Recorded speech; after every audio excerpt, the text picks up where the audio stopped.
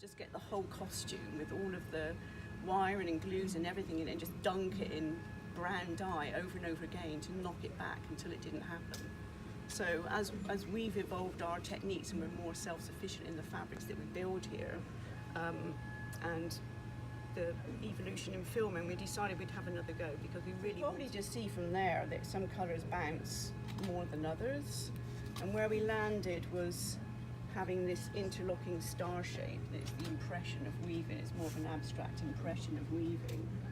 And then there's some stitching here. You can see. So this is the shiny fabric I mentioned earlier that just shows kind of many different levels being explored when we're first making them. So there'll be many rounds of what are they wearing. I go through the script and I break out all the things to do with the characters. So she's grieving for Aldous, her husband, who's passed away, and she's wearing, just tip her head up here.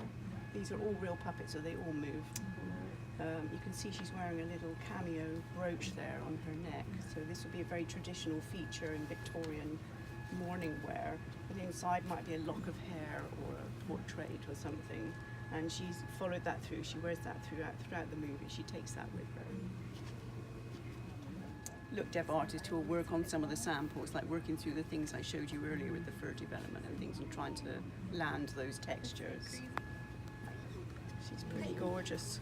So her hair, I believe, has, I think it's 2,000 feet of silk threads of different colours woven into it on the side that follow through into the stained glass window in her study as well. So it's kind of her, one of her iconic things of her world is the birds and the bird in the cage. And so following that through into her costume. So you can see this is part embroidery and part paint, because this is such a fine fabric. If it was all embroidery, it would be too much. So it's just working with different mediums. You can see here, this is this test piece of where it was just embroidered, and you can see any of that historical resonance. So her hairstyle and the threads in it are very authentic, and her beads, her headdress, her earrings, I see that, and her apron. But then we've added in other things like all the threads wrapped around her staff and her foot and the fringing, and that she's wearing too many beads. That would not be authentic. She's just added a few in, and she's wearing these bracelets which were an authentic nod to an older woman who would be speaking at a gathering, would click those together to draw attention to her, that she wanted to say something. About 20,000 square foot on the second floor of this building above the studio. We can accommodate 100-ish fabrication artists, and on Missing Link we were we maxed out about 86 artists, puppet makers. So like and think about, well, how is this character going to perform? How do we bring his emotion, his character through? I mean, we work from the inside, so you know, we look at things like shoulder range. I mean, is that he needs to be dejected? Building, you know, and engineering to bring out body language. Just about the feet as well. Yeah, so you'll notice the difference with the feet and the sculpture. The puppet are quite different, and that was like one of the performance passages you guys had to take, right? Absolutely. I mean, you know, we try and stay really close to the designs, but we do look for compromises. As the feet were concerned, if you look from the back of his heel to the tip of his toe, there's a very long foot, and then this pivot point from his ankle to his knee. This is much longer than this. And that would have compromised his performance. I mean, Link is a bit of a clown, but we didn't, you know, want to compromise the animation team into having to perform that way. So, you know, we cut back with the director, and which gives him a lovely sort of, you know, belly bounce when he's walking. This material here is actually pretty interesting. We just started using it. It's actually climbing resin. It's the same as if you went to a climbing wall, you would see those shapes that you climb up. They're made of this material, and obviously, you know, they can't break. So it's something that we've adopted because these things are cool, which is not unlike mattress foam, you know, same sort of, and it looks a little like an Easter egg. It has concentric diamonds, so that when he expands or he stretches, that they hold this form. So it's something like this cow here. This is actually, I'm going to pass this around. This is one of, I think we made 27 of these. There are about 300 plus individual fertiles on this, all laid on by hand. We'll do the same thing with Adelina. And she's in 2 different pieces. Oh boy. So essentially what we have here is an example of how we do facial animation at the studio. It's called replacement. For facial animation, they're actually having an entire box of sometimes hundreds of different facial expressions. And those facial expressions are all predetermined. We've built exactly what the animation needs to be ahead of time. And the animators have an X sheet. And that X sheet is basically telling them at this frame of film, you need to replace one facial expression and put on a slightly different expression. And you see how the faces sort of snap into place? The eyeballs around and the lids around to get just the right eye line. And then they're replacing faces over the top. I kind of made them look a little cross-eyed there. So we've tried all sorts of things to give the animators tools instead of X-Acto blades, but they love the precision of an X-Acto blade because it allows them to sort of literally poke the eye in the Lionel puppet, at least the head of the puppet, in the computer. And we're designing and engineering all of these 3D printed parts that will be printed and assembled. Printers before? Yeah. Okay. This is the first 3D printer we got back on Coraline, and we were the first studio to take this idea of replacement animation and 3D printers. And could you actually take replacement animation, which was typically done, it's been around for over 100 years, and replacement animation was done by artists hand sculpting different facial expressions. I don't know if any of you guys have seen the movie Nightmare Before Christmas.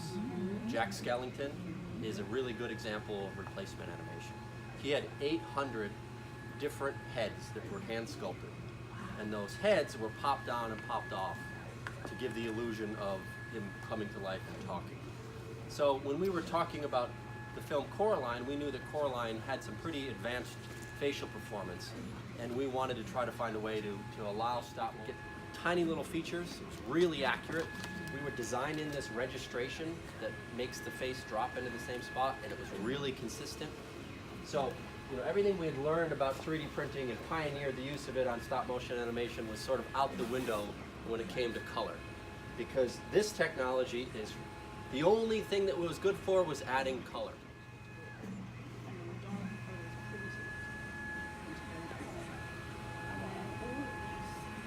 Experimenting with 3D printing, creating clothing and costumes. Replacement animation. So characters like Stank or Lionel or Adelina are great because they are what we internally call a lollipop head. They are a head that has faces that pop on and off, but they also have this silicone neck.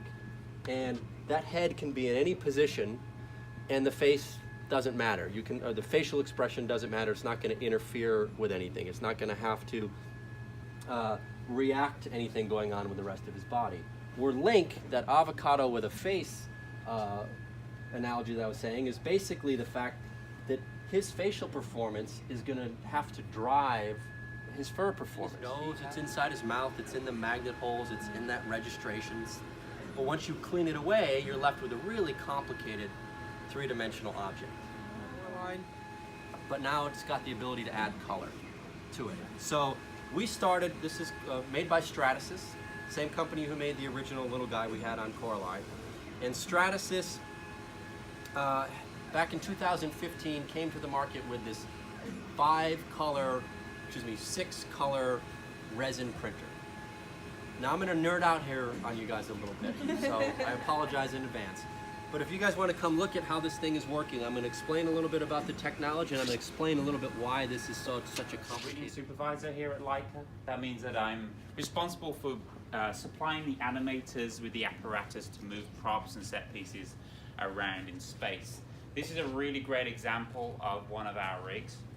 It's from a scene where Mr. Lint is wrestling with a giant net around in the water. We have a boat which is on a 6-axis hexapod underneath Mr. Lint, but on top of Mr. Lint, to give him a position in space, we have what we call is an XYZ rig. This is kind of like a giant Etch-a-Sketch. So we're able to position with these going on in the background. That also gives us the ability to do a fully comped version. So everything can be done twice. It can either be done in different passes. Sometimes we have 3 or 4 passes. Left eye, right eye. We'll have lights on, lights off. Green screen, no green screen. Probably the last 300% butt piece we'll ever produce. This is for a scene where Mr. Link is kind of doing calisthenics. He's kind of doing his exercises. He bends down and his trousers split open. So we produced this. This is a scaled up version of his costume. And then these are all rigged, as you can see on these winders, very similar to the ones that the puppets are on. And this is so the animators can produce a very fine incremental performance on the tearing of the fabric. We give the animators access by removing these tables after photographing them first, so that we can have a clean plate and paint them back in. But the animators will get right up to the characters and be standing like in the center of that. I think one of the best things about this film is that everything is shot via one of these cameras. Still images.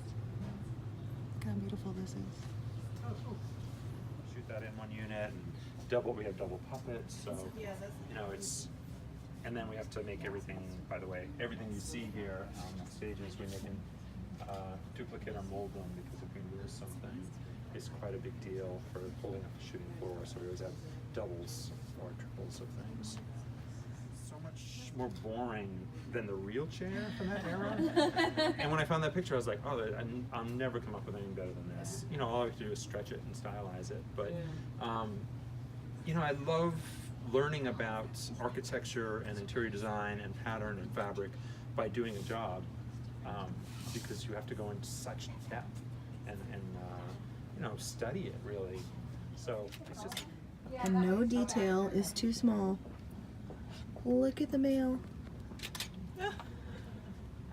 There's actually addresses on there. And the books. So many details. I think one of the coolest things about this set visit is actually getting to see all of the tiny little details in every single set. Like this one, check out the details. A mechanical arm would slide this out of the way, giving the animator access to the characters, and that's for every time they move the puppet, and then it would slide back in again, and they could take the 2 frames, the left and right eye. And it's so, the tolerances are so tight on this that it can open and close and not shatter. So when you're watching the film,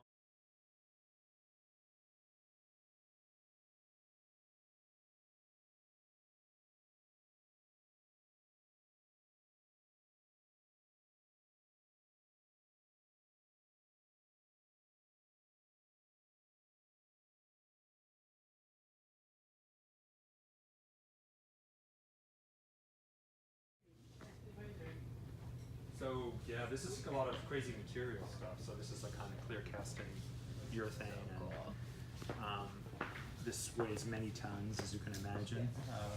And there's, after you've had a chance to look around and check out, we had to have all sorts of kinds of icicles that did all different things and different materials.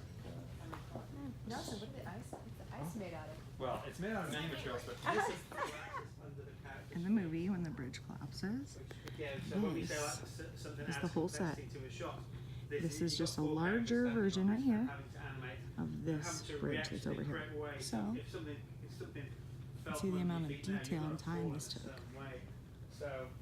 And these are actually made from a really soft plastic type material. They look very sharp. In post-production, and then obviously they'll add the water as well. In Kubo, we had a boat, and we actually had the boat on a hexapod. So the animator had to be on a raised platform to animate around the moving boat. We didn't do that this time. This is how we shot this one.